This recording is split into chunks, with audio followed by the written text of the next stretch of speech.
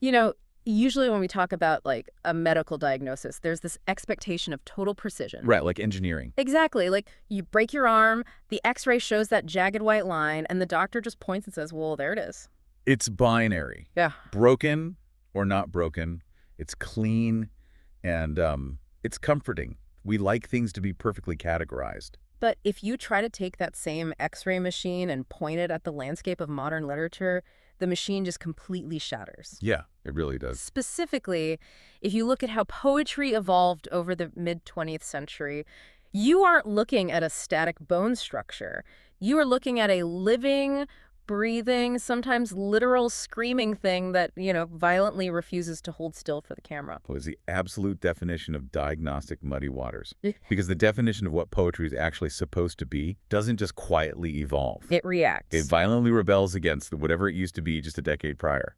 And if you, our listener, have ever wondered why modern poetry sounds so wildly different from, say, Shakespeare, or why one poem makes you want to shout from a mountain and another makes you want to stare blankly at a wall, that is exactly what we're figuring out today. We are tracing a massive, volatile chain reaction in British and American poetry. We have a stack of academic source materials here, and our mission for this deep dive is to be your ultimate audio study guide.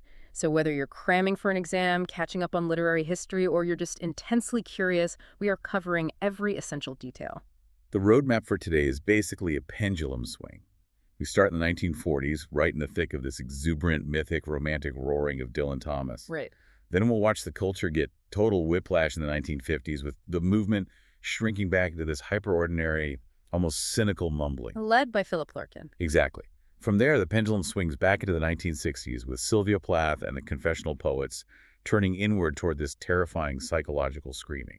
And finally, we're going to step back and dive into a theoretical student symposium from our sources.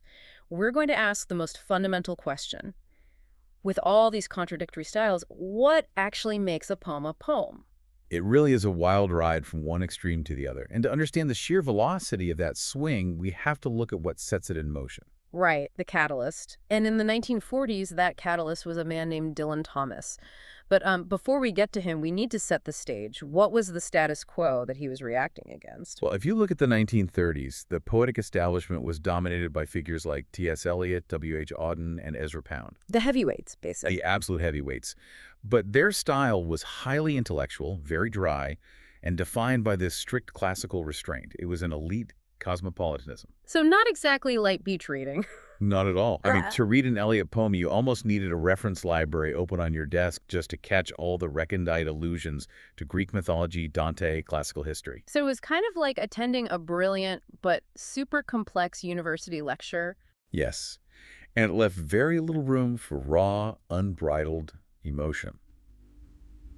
So enter Dylan Thomas, born in 1914 in Swansea, Wales, a place he famously called an ugly, lovely town. I love that description. He represented a fierce, almost guerrilla attack against that intellectual dominance of the 30s. I've always pictured him as this, legendary bohemian figure, the quintessential tragic artist who lived hard, acted like the playboy of the Western world, and died way too young at 39 in New York. That's the exact persona. But what he actually did to the poetry itself was revolutionary for the time.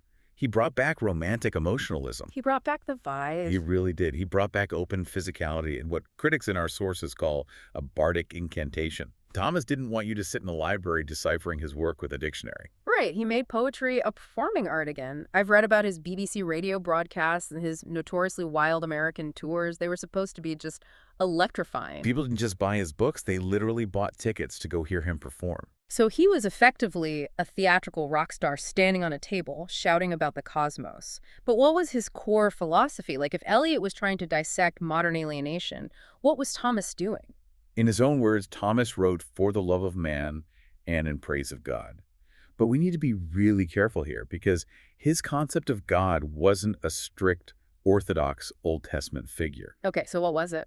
It was more of a cosmic energy. It was a celebratory pantheism. The belief that the divine is infused in every single part of nature, a tree, a rock, a human vein. It's all part of the same holy machinery. How does that actually translate into the language he used? Because when I read his stuff, it feels almost overwhelmingly dense, but like not in an intellectual way. It feels thick. That's a great way to describe it. Yeah. His innovations were highly verbal and textural. For Thomas, language wasn't just a transparent window you looked through to see a concept. Language was a physical thing. Exactly. He would use phrases like tower of words or voweled beaches. He's literally blending the vocabulary of human speech with the natural landscape. Like trees literally have vowels. Right. Words have architectural weight. He used this dreamlike association of images, allowing words to sort of breed and contradict each other right on the page. I want to see how that machinery actually works. Let's look at the poem that really put him on the map when he was just 19 years old.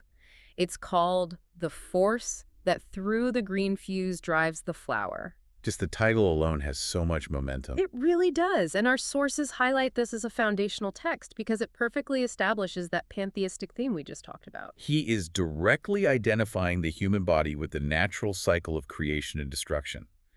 The force in the poem is this ambiguous, neutral energy. It's the exact same force that drives a flower to bloom, right? Yes, and also the force that blasts the roots of trees into decay. It drives his green age, his youth, but it is also his destroyer. There's this refrain he uses over and over in the poem that really sticks with me. He keeps saying, "And I am dumb to tell," for instance, he writes, "and I am dumb to tell the crooked rose. My youth is bent by the same wintry fever." Yeah, that's a crucial line. What does he mean by dumb here?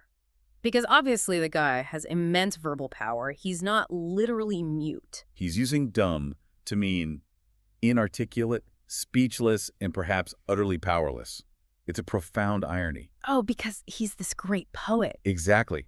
Here is a poet with this thundering, majestic command of the English language, and yet he is acknowledging his absolute impotence against the cosmic power of time and death. He literally can't explain to the rose that they share the same fate. Nature just doesn't care about his poetry. Right. And that line you mentioned, the crooked rose, Mm-hmm. our sources point out that's a direct echo of William Blake. Oh, right. Blake's poem, The Sick Rose, that connects the beauty of life directly to a dark, hidden decay, doesn't it? Yes, Thomas does the exact same thing. He links the crooked rose to a crooked worm.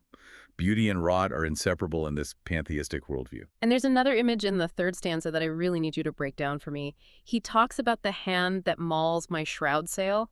What on earth is a shroud sail? To understand the weight of that image, we actually have to briefly touch on the Greek myth of Theseus. Okay, Theseus. The guy who fought the Minotaur in the labyrinth? That's the one. After Theseus survived the Minotaur in Crete, he sailed home. He had made a deal with his father, King Aegeus, that if he survived, he would change his ship's black sails to white ones. But let me guess, he forgot. He completely forgot in his excitement. His father, waiting on the cliffs of Athens, saw the black sail, assumed his son was dead, and threw himself into the sea in grief. Wow, so the sail was supposed to be a symbol of survival, but it accidentally became this tragic symbol of death. Precisely, a shroud sail. It encapsulates the exact paradox Thomas is writing about.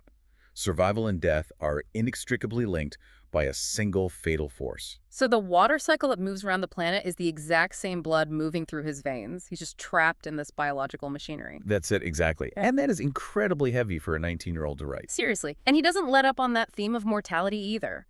In his second volume, there's a poem titled, "And Death Shall Have No Dominion." This one has such a booming, defiant tone to it. It does.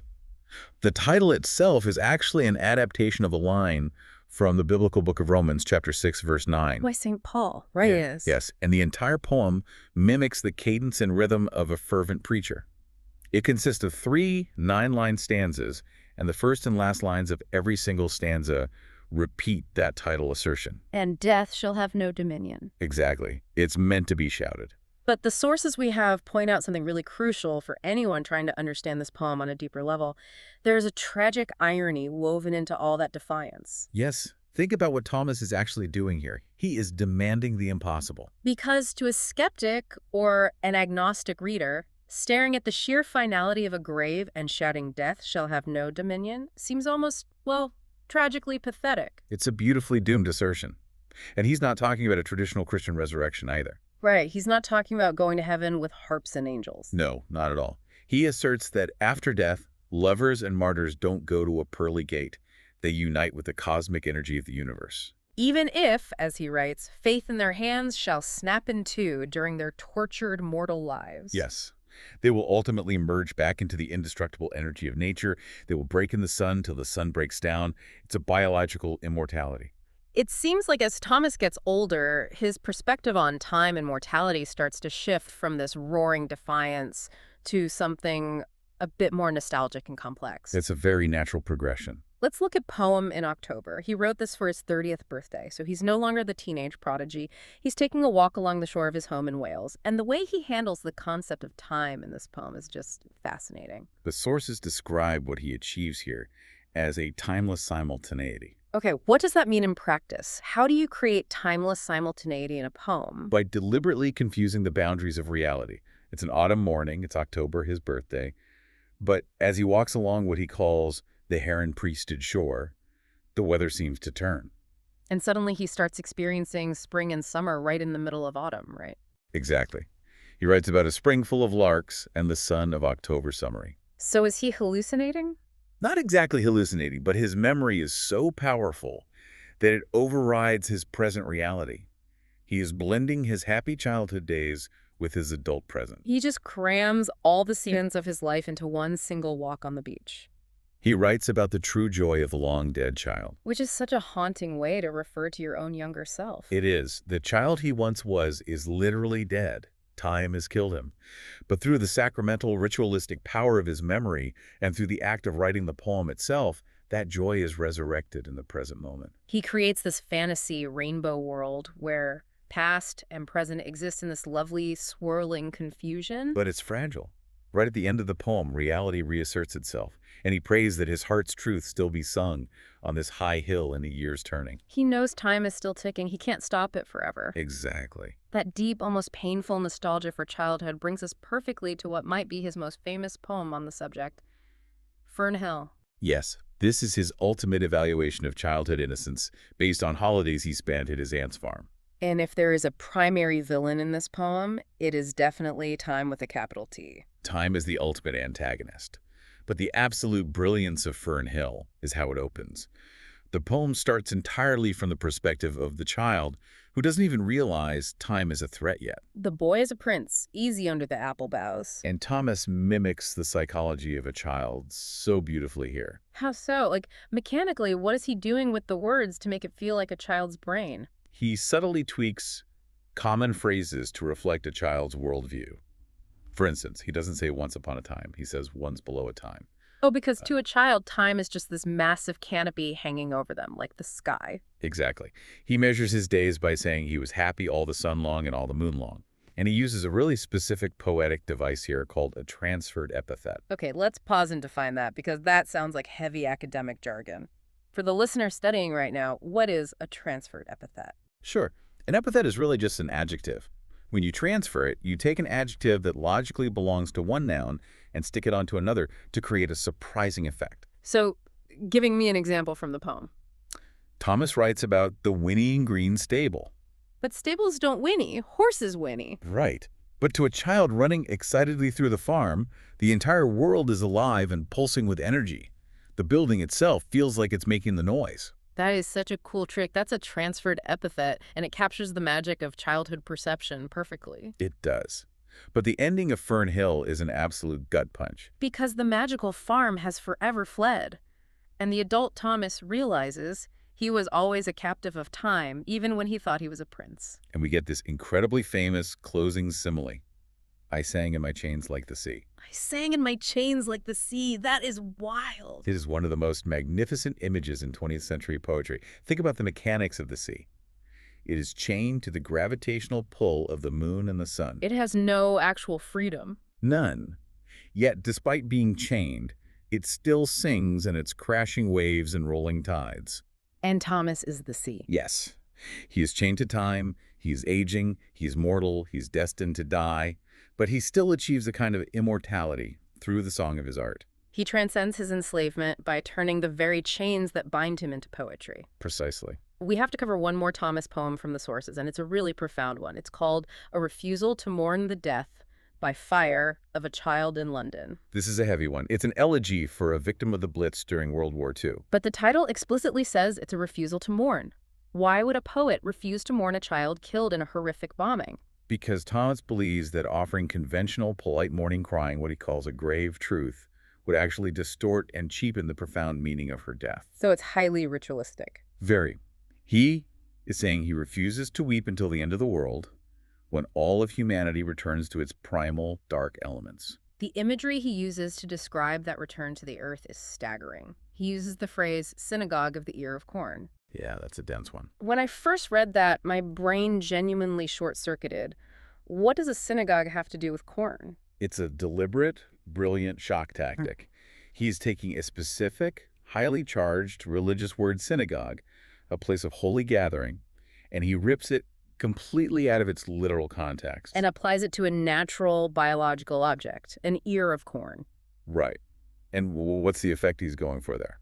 Well, I guess he's forcing the reader to see the profound holiness of the natural biological cycle. He's saying the earth itself is the ultimate holy place. Exactly. The child has died, but she is re-entering the Zion of the water bead. She is returning to the eternal sacred elements of the universe. And because she is now one with the eternal cycle, he writes, after the first death, there is no other. By refusing to mourn in a traditional weeping way, he is actually elevating her death into a celebration of the imperishable unity of all creation. Okay. We have firmly established Dylan Thomas. He is a roaring, pantheistic, romantic powerhouse who viewed language as physical magic. He was a rock star of the 40s. But imagine the cultural whiplash. Because whenever a rock star dominates the room and turns the amps up to 11 for a decade, the next generation inevitably gets a massive headache. Oh, absolutely. They roll their eyes, they unplug the guitars, and they want to turn the volume way, way down. Which is exactly what happened in the 1950s.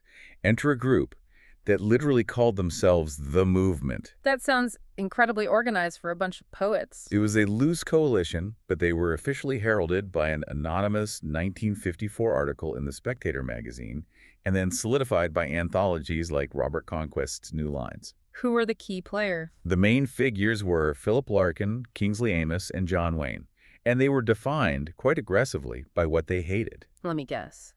They hated Dylan Thomas. Oh, passionately.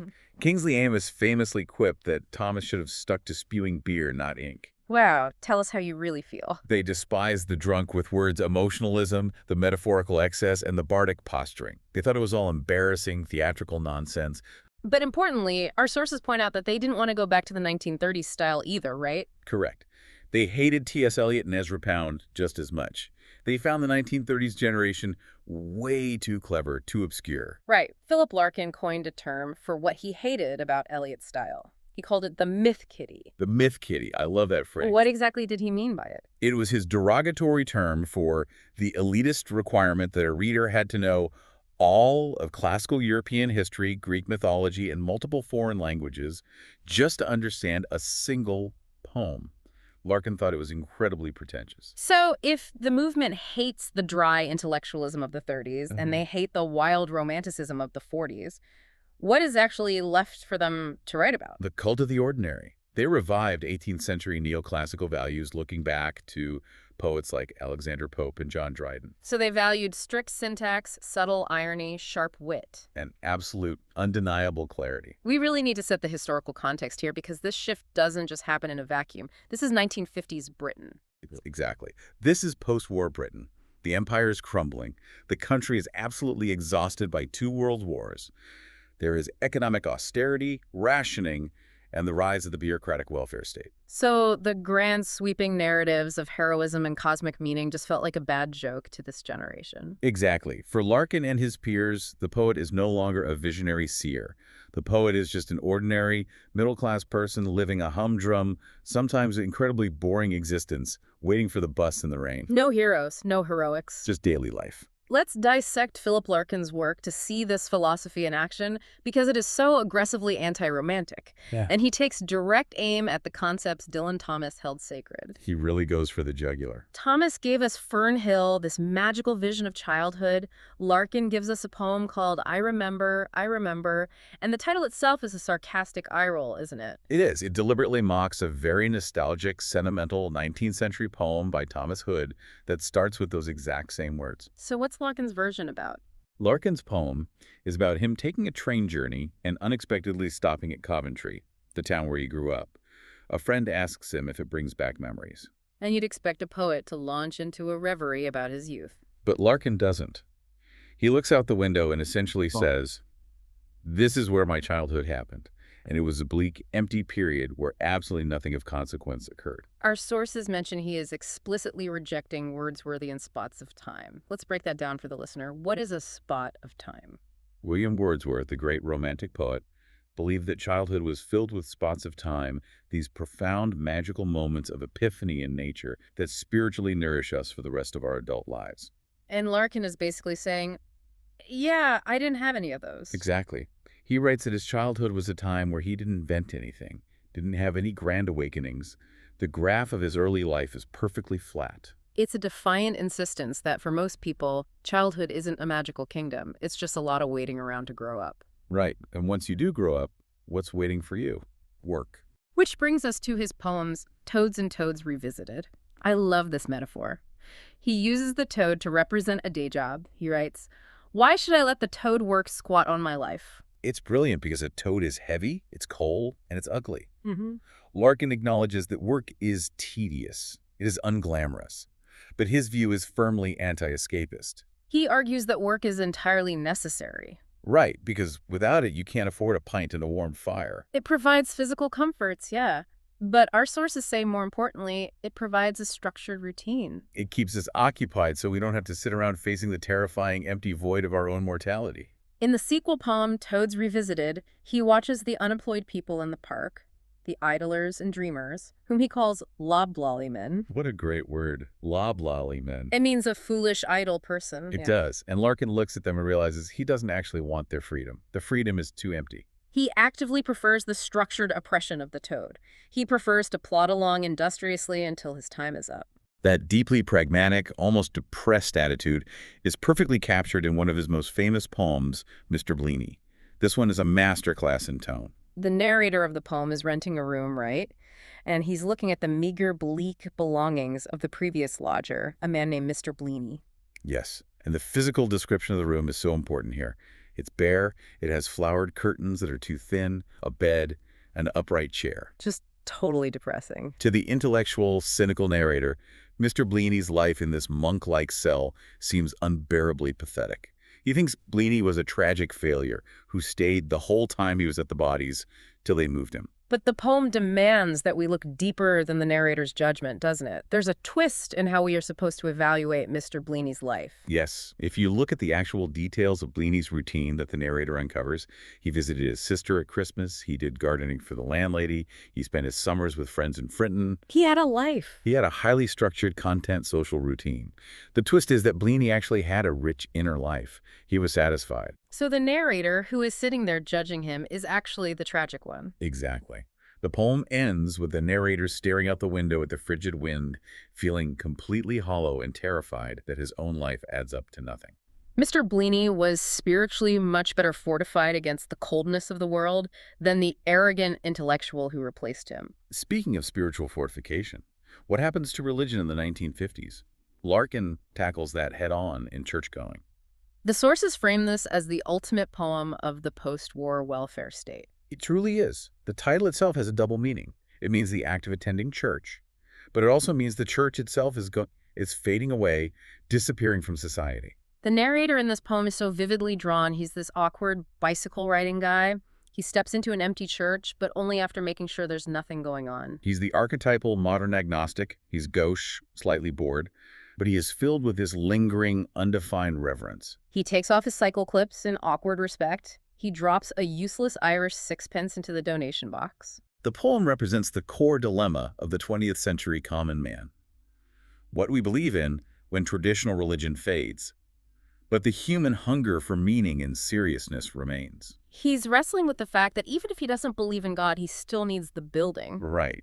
He realizes that for centuries, the physical church held together our ultimate life events: birth, marriage, death. It gave them gravity. And he wonders, with a sense of loss, what will happen to humanity when even the memory of the church's purpose is completely gone? What will hold our milestones together? That idea of human milestones brings us to the Whitsun weddings. Larkin is on a train journey from the north of England down to London on Whitsun weekend, which was a popular time for working-class weddings. And he's just staring out the window. Larkin is the ultimate detached observer here. He watches these different wedding parties getting on the train at various stations. He observes the brides as grinning and pomaded, girls and the mothers as loud and fat. He notes the cheap suits and the confetti. To his cynical eye, it all seems slightly farcical, cheap, and comical. He's looking down on them. He is. But the brilliance of the poem lies in the final stanzas. As the train nears London, his perspective shifts. He realizes that for this one afternoon, all these disparate, ordinary strangers on the train share a frail traveling coincidence. What does he mean by that? Well, based on our sources, he means their lives have briefly, magically intersected in this massive, shared ritual of marriage without them even fully comprehending the weight of it. Exactly. The poem ends with this beautiful image of an arrow shower falling out of sight, transforming this mundane, cheap train ride into something surprisingly profound and fertile. Okay, I want to contrast Larkin directly with Dylan Thomas on one specific theme: aging and death. This is a massive point of divergence. Right, because Thomas wrote rage against the dying of the light. He wanted us to fight death tooth and nail. Larkin writes a poem called At Grass. At Grass is a pastoral poem about superannuated racehorses. Retired champion. Yes. These horses used to live in the absolute roar of the crowds. They were the center of the world. But now, they are retired to a quiet pasture. And Larkin observes that unlike humans, unlike Dylan Thomas, these horses aren't nostalgic. They don't resent the passing of time. They don't miss the glory days. They just graze. They have slipped their names. They stand peacefully as the evening comes. Larkin is offering a direct, quiet counter-argument to Thomas.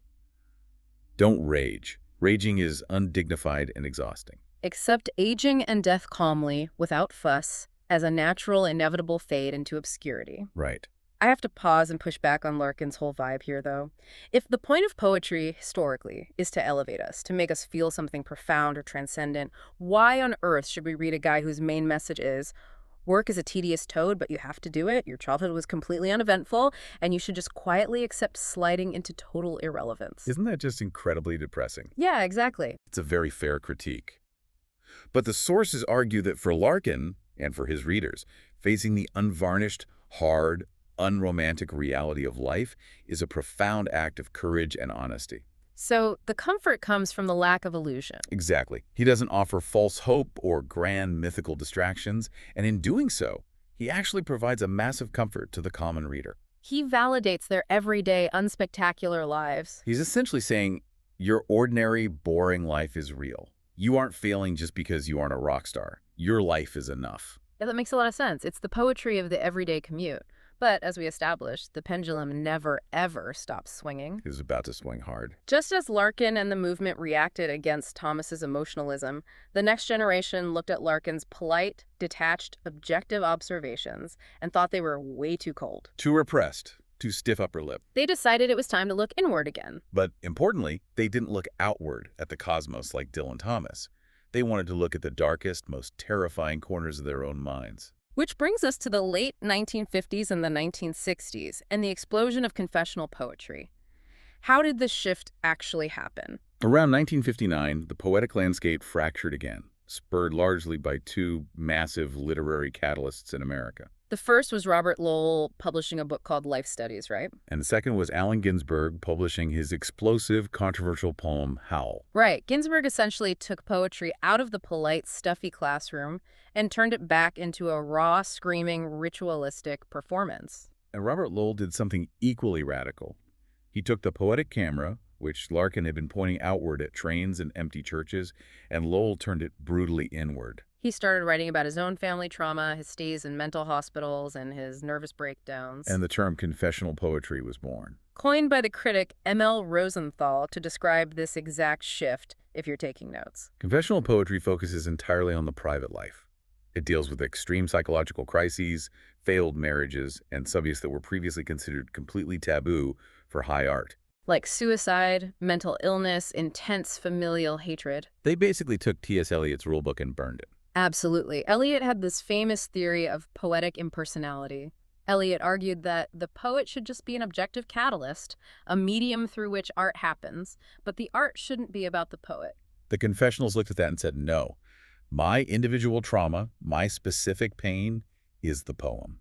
If Eliot's The Wasteland was a drone shot of a ruined post-war Europe, the confessionals took that drone, flew it straight down their own throats, and filmed the ruined wasteland of the human psyche. That is a very visceral but highly accurate analogy. The confessional movement was deeply fundamentally influenced by psychoanalysis. The theories of Sigmund Freud and Carl Jung. There is a massive obsession in this poetry with the father complex, with deep-seated guilt and a morbid fascination with self-annihilation.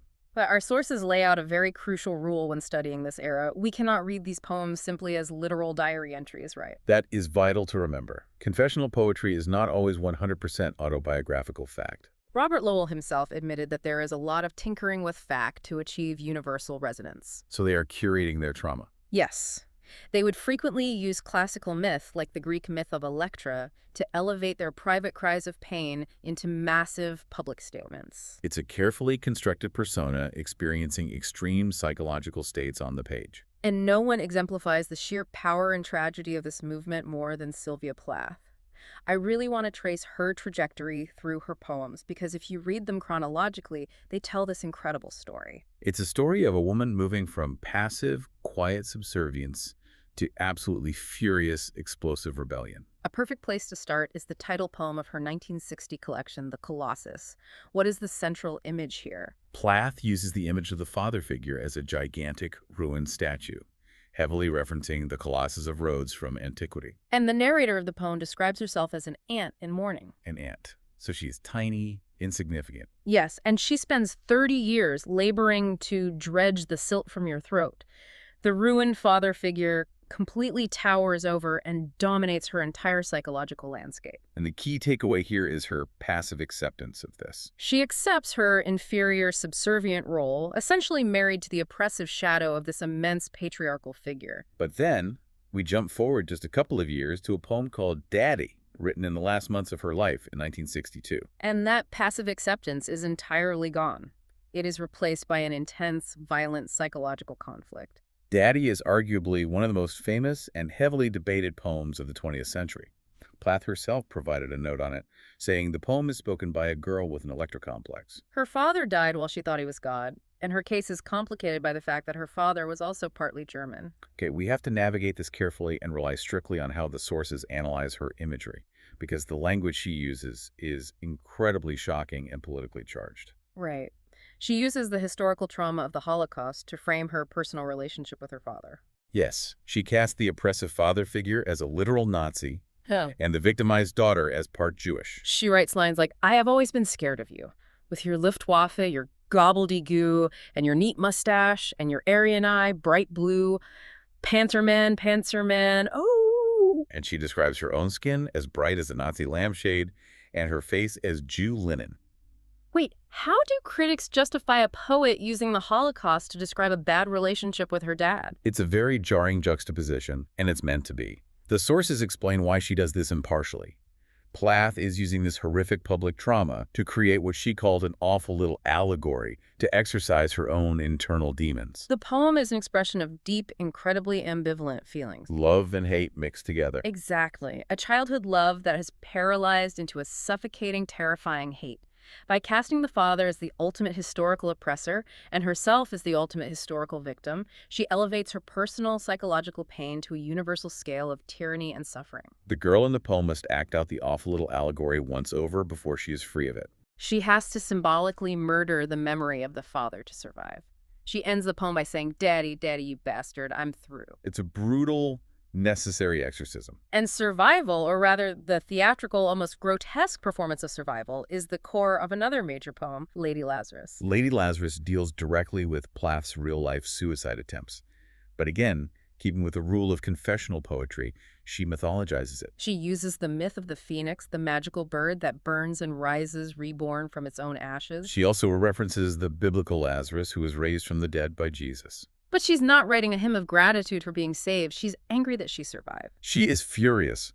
She turns her survival, her rebirth, into a dark sideshow performance for a gaping voyeuristic crowd. She famously writes, dying is an art. Like everything else, I do it exceptionally well. That is such a chillingly confident line. It is. She is taking back agency. She isn't a victim being saved. She is making her own destruction and rebirth a lethal, threatening act against the patriarchal figures, the doctors, the father, the husband who are watching her. The poem ends with a threat. Out of the ash I rise with my red hair, and I eat men like air. That evolution of the female protagonist is just staggering. We go from the tiny Anne in mourning, cleaning a statue, to the man-eating phoenix. And we see this exact same transformation track through her other late poems, too. Let's look at Purda and Ariel. In Purda, the title refers to the practice of screening women from men or strangers. We see the female protagonist transform from a silenced, doll-like bride hidden behind a veil into a lethal, vengeful lioness ready to strike and shatter her constraints. And what about Ariel? Ariel is a masterpiece of rhythm and imagery. It's based on a terrifying real-life incident where Plath was riding a horse that suddenly bolted and ran away with her. But in the poem, the physical act of riding, of moving at this breakneck, terrifying speed into the rising sun, becomes the ultimate symbol of female defiance and emancipation. How did she convey that speed mechanically? Through short, breathless stanzas and propulsive, driving rhymes. As the poem accelerates, she strips away her clothes, her history, all her earthly ties. She becomes pure momentum. She writes, "And I am the arrow, the dew that flies suicidal, at one with the drive into the red eye, the cauldron of morning." She completely sheds all the constraints of male dominance and achieves this fierce, explosive liberation, even if that liberation is ultimately fatal. It is the apex of confessional poetry's power. The personal experience is entirely consumed by the mythic resonance. Okay, let's take a collective breath here. We have traced an unbelievable literary pendulum swing. We started with Dylan Thomas's cosmic romantic word magic in the 40s. Then we swung to Philip Larkin's grounded, cynical, anti-heroic realism in the 50s. And then we swung again to Sylvia Plath's raw, boundary-breaking, mythic confessions in the 60s. Which brings us to the fundamental tension underlying all of this. Right. If I take a step back and look at these three poets, how can the Welsh rock star shouting at the sea, the bored librarian observing a train, and the agonizing psychological confession, how can they all be categorized under the exact same word? What actually is poetry? Exactly. This is where our source materials provide a fantastic meta-analysis. We have notes from a student symposium that draws on historical literary critics to break down the theoretical mechanics of poetry itself. And the first major debate they tackle to try and define poetry is the balance of pleasure and truth. Let's bring in Dr. Samuel Johnson, the great 18th century critic. He had a very specific definition, didn't he? He did. Dr. Johnson defined poetry as the art of uniting pleasure with truth by calling imagination to the help of reason. That sounds very neat and tidy. Exactly. For Johnson, poetry had to have a clear, decipherable moral message. It had to be reasonable. But the symposium contrasts this traditional view with modern works like T.S. Eliot's The Wasteland or Matthew Arnold's Dover Beach. Because what is the truth in the wasteland? It's not a moral lesson. Right. In modern poetry, truth isn't a neat moral aphorism. Often it is a truth of feeling. When Matthew Arnold writes about ignorant armies clash by night, or Eliot writes about the brown fog of a winter dawn, they aren't teaching you a lesson. They are conveying the profound truth of modern alienation, exhaustion, and the loss of certitude. It's not a logical truth. It's an emotional resonance. And that emotional truth provides its own kind of dark pleasure. But then who gets to decide what is a good emotional truth and what is just noise? The symposium brings up the danger of the poet as critic. When poets judge other poets, it seems to get incredibly messy. It's a massive double-edged sword. On one hand, a working poet brings a deep sense of fact regarding the creative process. They know how the sausage is made. They understand meter and rhyme from the inside out. But on the other hand, the danger is extreme bias. Poets are often entirely locked into their own aesthetic worldview.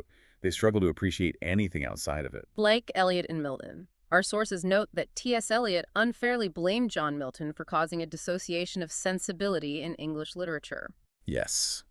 Eliot basically accused Milton of separating thought from feeling in poetry, just because Eliot personally disliked Milton's grand epic style. Or look at Dr. Johnson again. He absolutely hated the metaphysical poets like John Donne because their wild metaphors didn't fit into his neat 18th century classical tastes. So poets often lack the broad sympathy required to be impartial critics.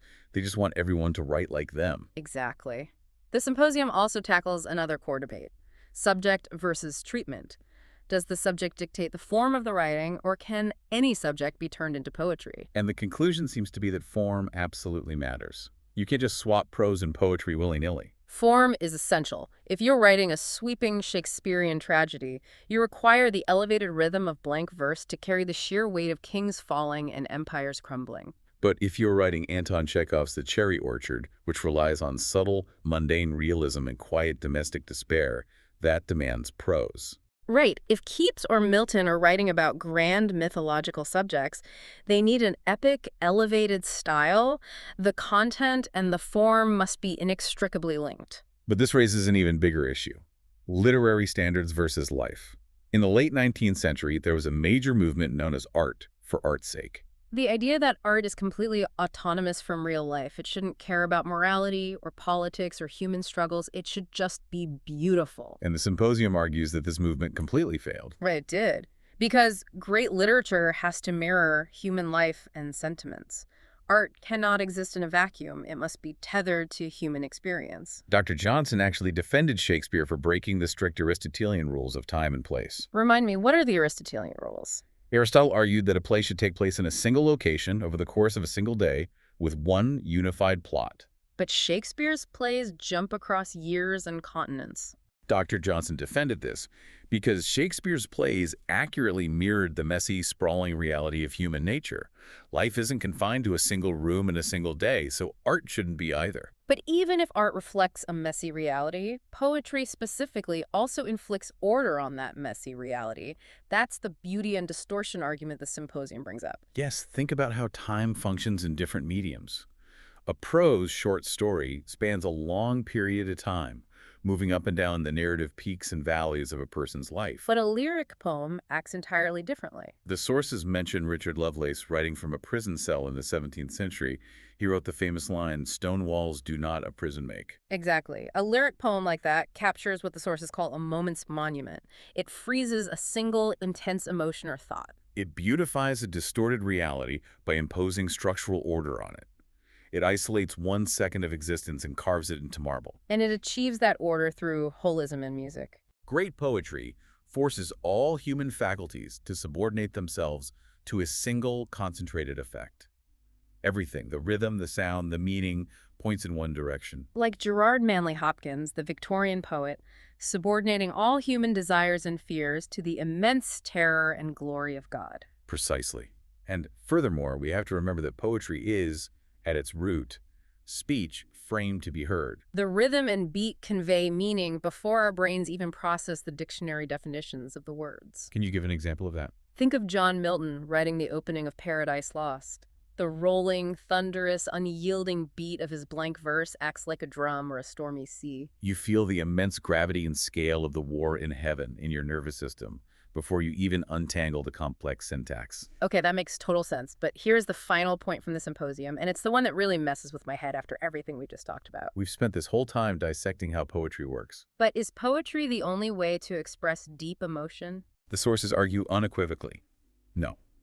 They quote incredible prose writers like Thomas Hardy, John Ruskin, and William Cobbett, Proving that prose can carry the exact same emotional weight, the exact same grief, and the exact same pity as a poem by Wordsworth or Byron. emotion is not the exclusive guarded property of verse. So wait, if prose can do the exact same emotional heavy lifting as a poem, and if the rules of what makes a poem good change every single decade based on whoever is violently rebelling against the last guy, Is poetry just an attitude? Is it just a specific, arbitrary lens we choose to put over language? that is the profound, destabilizing realization we arrive at. Poetry isn't a fixed set of mechanical rules. It is not a bone you can x-ray. As our journey today has shown, it is a constantly shifting, living mechanism for organizing human truth. We started with Dylan Thomas trying to connect the blood in his veins to the cosmos using mythic, pantheistic word music. Then we swung to Philip Larkin, who found quiet dignity and terrifying reality in toad work and empty churches, using grounded anti-heroic realism. And we ended with Sylvia Plath, turning internal psychological trauma into blazing, undeniable mythology through raw confession. It is a relentless evolution of language trying to capture what it means to be alive. And that relentless evolution leaves us with a final thought to mull over. If the entire history of poetry is just a series of violent reactions against the previous generation's definition, and if prose can already successfully hijack poetry's emotional power, Will there ever come a point where poetry rebels against itself so thoroughly that the boundary between poetry and everyday speech ceases to exist entirely? are we moving toward a future where everything we say is poetry? Or are we moving toward a future where poetry itself goes extinct, absorbed completely by the mechanics of prose? It's a fascinating tension to leave unresolved.